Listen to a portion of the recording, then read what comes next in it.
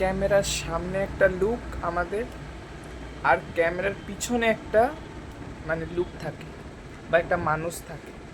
ক্যামেরার সামনে যেটা আমরা দেখাই ওটা কিন্তু অ্যাকচুয়াল লাইফ না, ওটা জাস্ট পাবলিকে শো অফ করার জন্য, শো অফ দেখাচ্ছি আমরা তোমাদেরকে বা কি হচ্ছে অ্যাকচুয়ালি হ্যাপিনেস মোমেন্টটা, কিন্তু অ্যাকচুয়ালি ক্যামেরার পিছনে যে একটা আছে, মানুষ আছে, বা যে ভিডিওটা বানাচ্ছে বা ভিডিওর পিছনে যে মানুষটা আছে সেটা কিন্তু অ্যাকচুয়াল লাইফ না।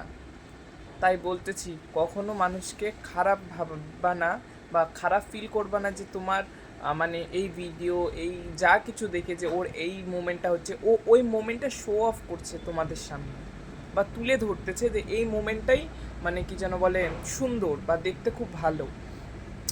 ওটা দেখে আমরা বিচার করে নিই যে হ্যাঁ ও হ্যাপিতে আছে বা সব কিছু পেয়ে গেছে, আমরাই কিছু নেই।